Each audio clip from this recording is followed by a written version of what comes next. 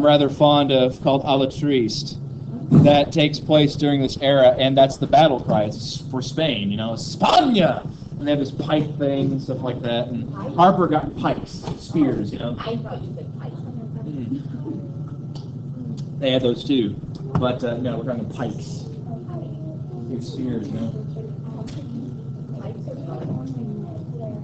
Bagpipes, duh. Yes! Right. So, to begin, and of course the folks at home can't see this, but they'll make do. I have over here a question of monarchy. Now, monarchy is a form of government that is ruled by a king or queen, yes? But how much power does a king or queen have? It depends, doesn't it? There's different types of monarchies. For instance, on one side of the scale, we have what we call an absolute monarchy, where basically they have total power.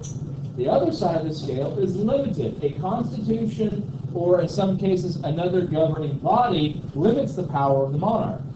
So examples of this on the absolute side are the reigns of Henry VIII, Philip II, and Louis XIV. On the other end of the spectrum, the limited, England today is an example of a limited monarchy. In fact, England has been a limited monarchy technically for quite some time. You guys ever heard of Robin Hood? Do you know who that is? Yeah, questions? Is that king and or queen? King and or queen, yes. I'm like, No worries. All right, so who is the villain in Robin Hood? Who's the bad guy? Batman. Uncle Silky. Batman? Batman's an anti-hero. Wasn't it like the king? He was like King John. Rather, Prince John. That sound about right? Yeah. Prince John. You saw the Disney version, he was the lion. Yeah. Lots of symbolism in that movie. Because the lion is a sign of royalty. Anywho. So Prince John had a brother named King Richard, nicknamed the Lionheart. See where we're going with this. He was off fighting the Crusades, specifically the Third Crusade. He liked to go to war. He was a soldier. He was a tough man. Allegedly, he was also gay. We don't know that to be true. Allegedly, he had a relationship with the King of France. We don't know this thing, but it's just kind of ironic when you think about it, because that dude was like, I'm a man, manly man, things like that. Were we trying too hard? Maybe. But regardless, he was this very, very well-beloved king in England. He was off fighting the Crusades, doing manly things, doing all this crazy stuff. His brother his brother John, on the other hand, was hated. And the reason is kind of ironic. John is kind of a sleazy politician.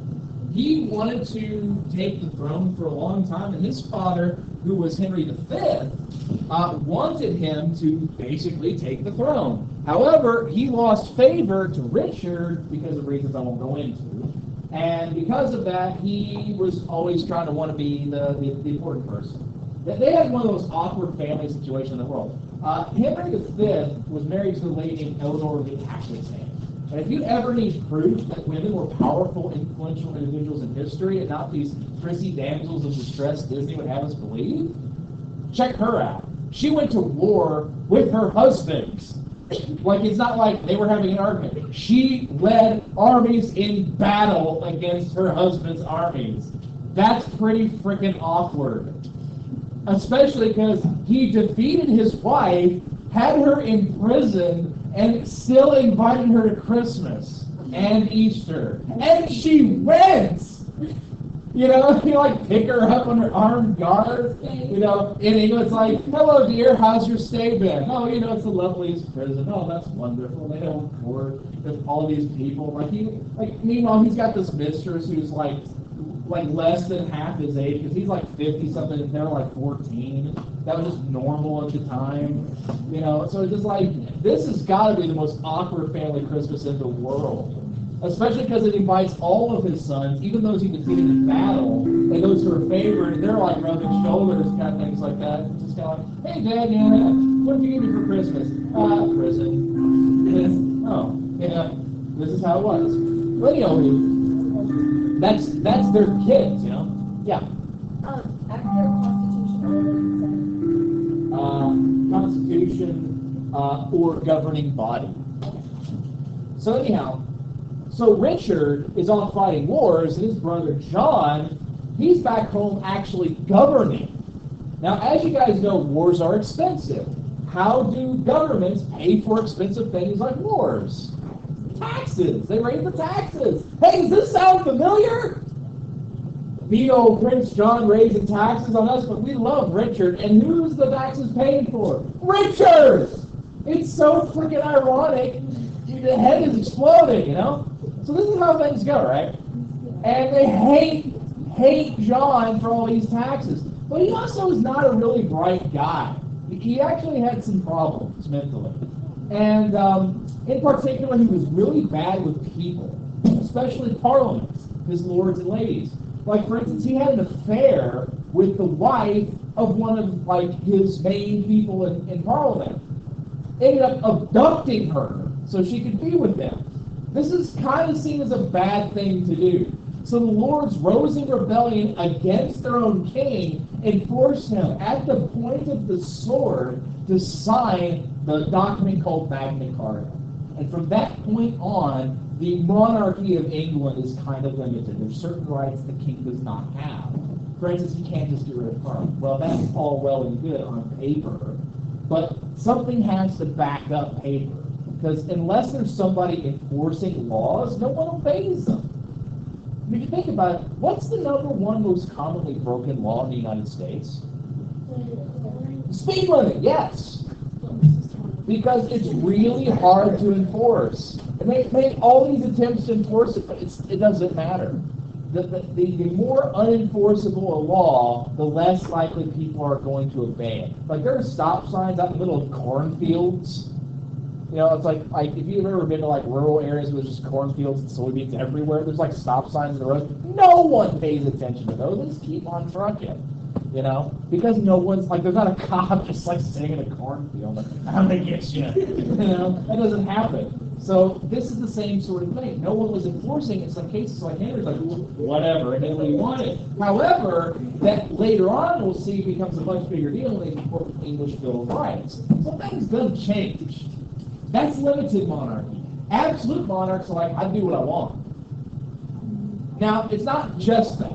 There's more to it than that. And we're going to analyze one guy in particular who's really kind of a quintessential absolute monarch. That dude's name is Philip II. He's the King of Spain. He's kind of a cool title, King of Spain. But he also has another title, Defender of the Faith, which is another cool title. I'll just use on business cards. Yeah. Yeah, sure. Yeah. So just to kind of give you an explanation of how these notes are set up. So, for instance, one of your words is King Philip. Remember how I said do bullet points? Hey, here's bullet points. Yes, ma'am. Yes, please. So, first thing we have to know about Philip is he's deeply religious. He's a Catholic, as is all of Spain for that matter. In fact, Spain is sort of infamously Catholic. Have you guys ever heard of the Spanish Inquisition? Okay, so the Spanish Inquisition's main job is what? What? Enforce religion, sure. And that means really one of two things.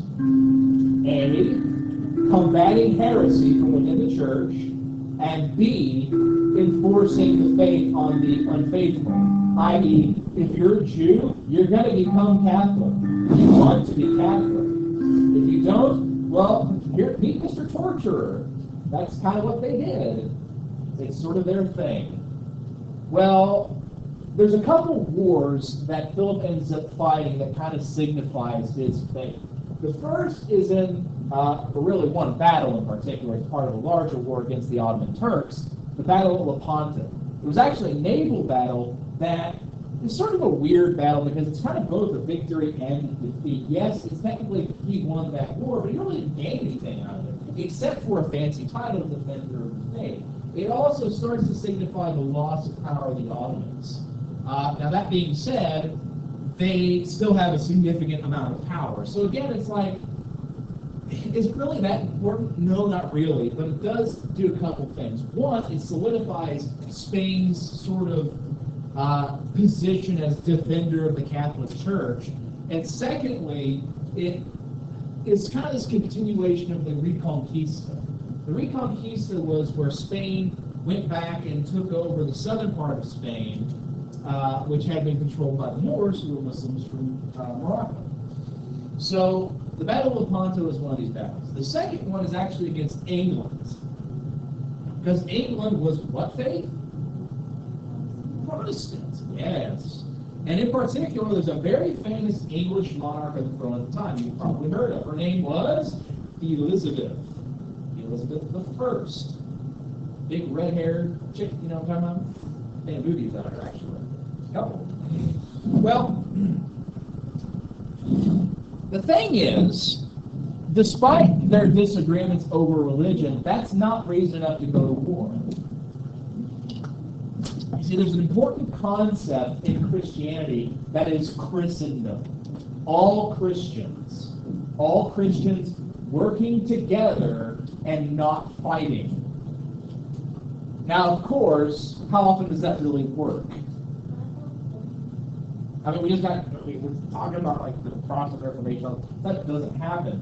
But it would be incredibly unpopular amongst the other Christian states for Spain to just go to war with the Protestant ones. In fact, there's a lot of Protestant nations, so there's this fear, if Spain attacks England, what if Germany's like, and jumps in on that? Or what if Belgium gets involved? In fact, that very thing happens a little bit later in a series of wars called the 30 Years' War. We'll get to that here in a bit. So you can't just go to war. You've got to have an excuse. And the answer for war comes from pirates, actually. You see, Spain controlled all of the Caribbean for the most part. And the other European powers, like England and France, they wanted in on that. And so they ended up fighting a series of wars over the control of the Caribbean by using economic warfare. Now, here's how this works. Instead of directly attacking ships, we hire someone else to do it. In the East, the East India Trading Company did that. In the West India Trading Company. East and West India, that's where it comes from. And what they would do is they would give a document to aspiring captains called a letter of the mark. And this would give them permission to attack enemy ships that they were basically designated on their letter. So, for instance, England might give a letter of the mark to a privateer that says you can attack Spanish ships, but only Spanish ships. If they do anything else, if they attack French ships, for instance, then they're no longer a privateer. They become a pirate. The difference between a privateer and a pirate is basically one is legal, one is not. A privateer has a legal backing of another country and are soldiers. They're fighting a war. Pirates are all about enriching themselves. Now, they do the same thing, and there's some that you could argue are kind of both. But technically speaking, privateers are really aiming at fighting their enemy. They're not interested in the other side. Great example of that is a guy named Sir Francis Drake. He's one of my favorite dudes in history because the guy had this really crazy fashion sense and became a national hero. So here's what he does. He not only attacks Spanish ships, he takes an entire town, loots it of gold, but most importantly, there was a giant Spanish ship, a galleon, that has one of the most absurd names in history. Its name is Cacafuego. If you know Spanish, that's hilarious. If you don't know Spanish, it's a little bit more crass than that. So let me put it in this case. The anglicized version is Spitfire. In fact, there's actually been a couple of British planes called Spitfires. And it gets a thing because there were so many cannons on this thing that was said to literally spat fire, It's Spitfire, Except that's not what caca means. It's poo. Only it rhymes with spit. Fire. Yes. That's a poo joke. Yes, we all know. And yes, I recorded that, thank you. So anyhow, Cacafuego was loaded down with gold. And it's just fun to say Cacafuego. And it ended up being captured, and all this money looted by Drake and his men. And like the story's crazy too, because like they ended up doing like this, like the island where it was defended was like this horseshoe shape. And there's two fortresses on the little tips and one in the center. So it was like, there ain't no way a ship's getting in there without just being bombarded from all sides. So he's like, all right, we're not going to do that. He sailed around the back, went over the other side, and it was just basically this mountain. And they're like, no one's going to climb the mountain. Well, they did. They climbed the mountain, took the fortress, loaded up their ships with money, and it came to something like 16 million today, like 160 million, something like that. I think it's close to 160 million, now think about it. And it was a fortune. So, like, this is a total embarrassment for the Spanish. They ended up setting up a blockade to try to catch Drake in the Atlantic Ocean. Well, that's a big place. Even so, Drake doesn't tempt fate and go back directly to England. He sails around South America, circumnavigates the world, and goes back to England. It's like he's one of them dudes in NASCAR, he's doing a victory lap. It's like, stole your money, and now a tour around the world. Yay! And this is like, this is like Spain. They just had Magellan, like, he's a big deal. He was circumnavigating, all right, we took all this money from you, and we're circumnavigating the world, because we can. Oh, and our dudes lived. So this infuriates the Spanish. They're mad as hell.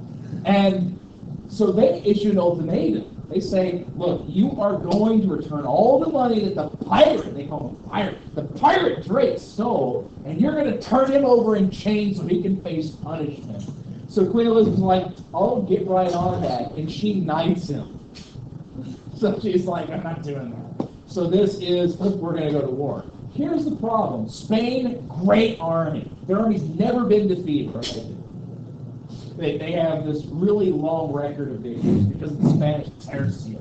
They used a new system of infantry. They had dudes with huge spears called pikes, and guns and swords, and it was literally a 3-3-3. A third of them had pikes, a third of them had spears, and a third of them had guns. That's what's called tercio, for three. Well, great army, not so okay navy. They didn't really have a big navy, and England is a swim. That's not going to work, is it? So they got to build a navy. So he commissions a giant armada, which is a mess of ships. That's called the Spanish Armada. I know a really original name. It's Armada in Spanish, the Spanish Armada. Hey, and they go and they fight the English. However, fate really doesn't work well for them.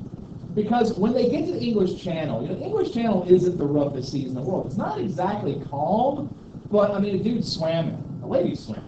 A couple people swam it, actually. So it is possible. It's only 2 miles long. But when they get there, a hurricane comes through. So how do you survive a hurricane when you're out in the ocean? You know the answer to that? Well, first you take down the sails, because otherwise you just capsize. Then you take anything that's loose and you tie it as tight as possible. Anything that's open, like doors or hatches, you tie them down or batten them. Batten down the hatches? Okay. And no, that's what it means. It's not a joke. That's what it means. And then they tie the ships to each other. Because in case one ship gets blown off course, they can all stay together, That's the idea. It's close, and then they pray, praying for this. The English see this, and they're like, ships are made of wood, and they are sealed using a material called pitch. Pitch is a tar-like substance they use as caulk and oakum, which is highly flammable. So they take a bunch of ships, load them down with gunpowder, set them in that general direction, and set them on fire. It's a fire ship. The Spanish Armada is defeated. And the English just laugh and laugh, and the Spanish are so mad. Yes? What was it called again? Oh, it's pitch. It's P-I-T-C-H. Oakum is another technical term, but it's a different substance, technically. It smells really bad, too. It's just so bad. There's actually a reason the British Navy, whenever they saluted, like if you think of a salute, you probably think something like this, yeah? Well, the Navy really are the ones who started doing that. The reason is because in the army you did this, or this as a salute. But the problem is if you're working with pitch, your hands are dyed like nasty, gross colors.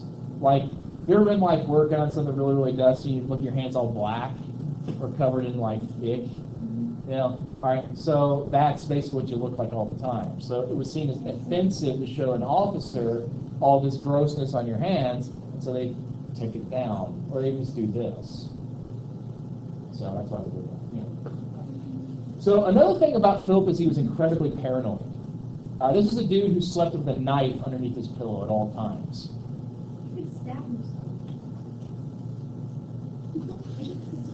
I mean, I guess, I don't. There are people who sleep with guns under their pillow. That's me. That's right. I don't know. I kind of sleep with Tootsie Rolls, and it's like, need Tootsie Roll. It's not true. But I wish it was. Sometimes you just need Tootsie Rolls, man. 3 a.m. doesn't matter. You got to have the craving. It's like Anyway. But he was intensely distrustful of bureaucrats as well. Here's the thing: is you guys know what a bureaucrat is? No. Okay, they run a government, basically. They run an institution. So you guys ever notice how, no matter what club you're part of, you got officers, you got president, vice president, treasurer, secretary, all that stuff. Maybe they don't do anything. That's what a bureaucracy is all about. See, the thing is you got someone who's in charge, right? So that person can't be everywhere at once. They need people they trust to help run different aspects of their organization. If you're running a government, well, the king can't be everywhere. So he's got to appoint ministers who are, all right, you're the head of the defense. You're the head of cities. You're the head of roads. You're the head of sewers. Sorry about your luck. Just whatever needs tending, someone's got to be ahead of it, right? That's somebody's job. Otherwise, you got one person doing everything, yeah? And the only way you can really do that is if someone's like an utter crazy control freak and a workaholic. Philip was both of those things. He didn't trust anybody, not only like, I don't trust you because you're kind of shifty, it's also, I don't trust anyone else to do a good job. So the dude was constantly working. Like, you'll see some kings in history, they're all like, I don't want to actually work, so you're in charge of the kingdom, I'm going to go party. And that's like how they live their entire lives. That'd be like your Louis XVIII, or Louis XVI, excuse me. There was no Louis XVIII.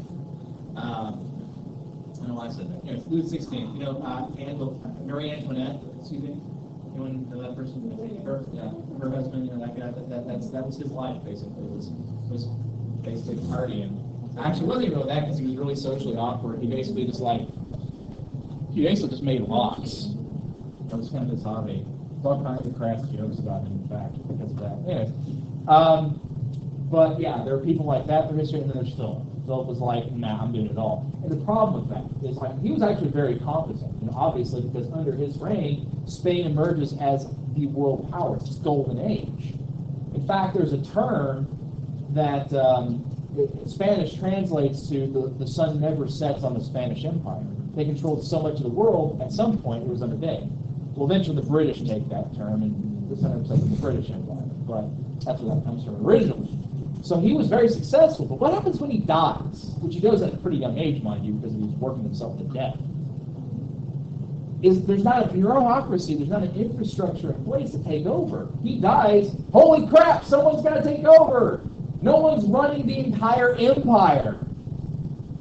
So without a strong bureaucracy, what you tend to see happen is as soon as that person dies, the whole system collapses. Because it was so revolved around one person, And we're going to see this time and time again, unless there's a strong bureaucracy to take over. This is the Spanish Armada. And again, you can see how tightly clumped they were to take advantage of each other's security. But that also ended up biting them in the backside. All right.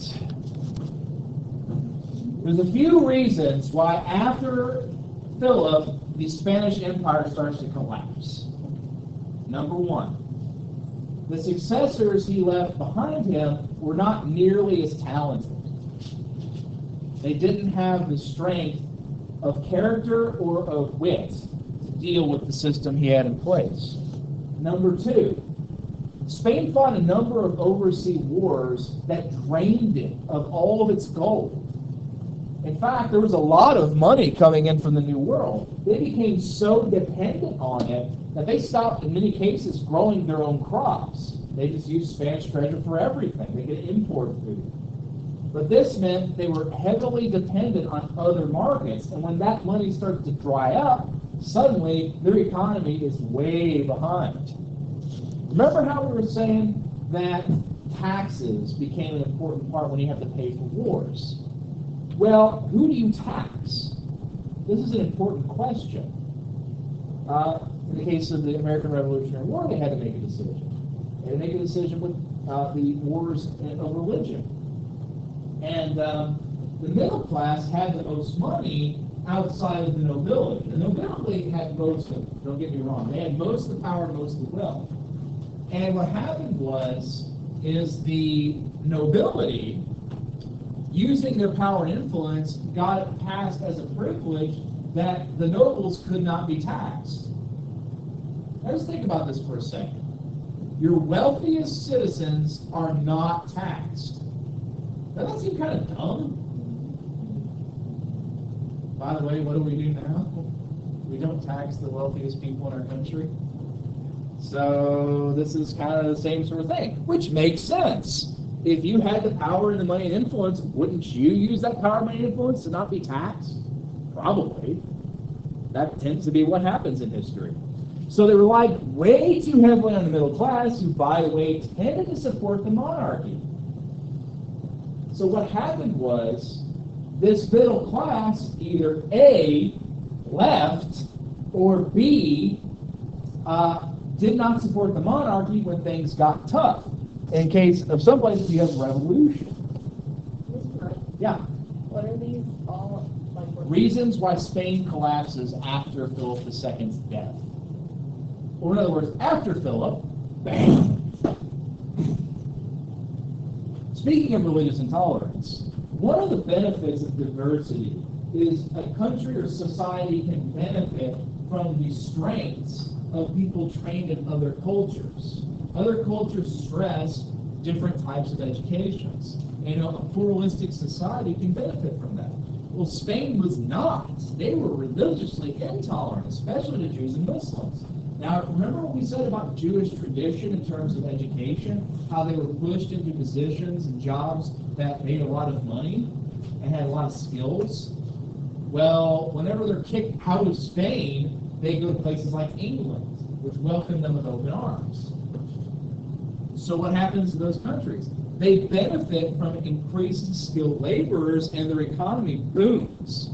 So not only is diversity and acceptance a moral obligation, it has a physical benefit as well. As are most things when you really get down to it. Last one.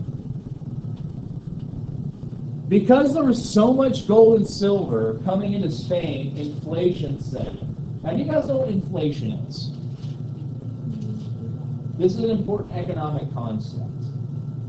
Money is able to buy less, basically. Money is worth less than it was before. It becomes less powerful. Basically what happens in real time, what you see happening, is prices go up. Does that make sense? Stuff becomes more expensive. That's inflation, more or less. Now, how does a lack, or rather too much money, cause inflation? Because scarcity determines wealth, as well as demand. And if there is more gold in circulation, it becomes worth less. Therefore, inflation. Make sense? Maybe kind of, sort of? By the way, this is a reason why we have the Federal Reserve, a government institution in the United States whose sole goal is to control inflation. Not to get rid of it, because some inflation is natural and needed to stimulate the economy, but too much can cause major problems. For instance, after World War I, inflation got so bad in Germany that a dollar essentially would only be worth about like a penny 8 hours later. Like that's how fast it was depreciating. it wasn't dollars, it was Deutschmarks. And so people would try to convert money into goods as fast as possible because the goods, hey, a can of beans is a can of beans is a can of beans. It's you eat it, it's got intrinsic value. But the money was relative, and it would lose its value so fast, they wanted something that wouldn't lose its value as fast. You know what I'm saying? So things got really out of control. We'll get to why that is later, but this is inflation. I'm going to call that good for today, guys. We'll finish this up and I'll give your hands a rest. So you have on your Edmodo site all the words you need this week. Make certain you get those done. And remember, it is not a correct. You want them by Friday? No, next Monday. It says Friday on Edmodo, but it's actually Monday. Yes, ma'am. Do you watch that Utopia show? Utopia, I don't know. I'm sorry. I didn't know if you like it's where they took like between you and they go in like an area and they have a year and they're really starting from scratch and making one single thing. I say that's news to me. That's, huh. I say that's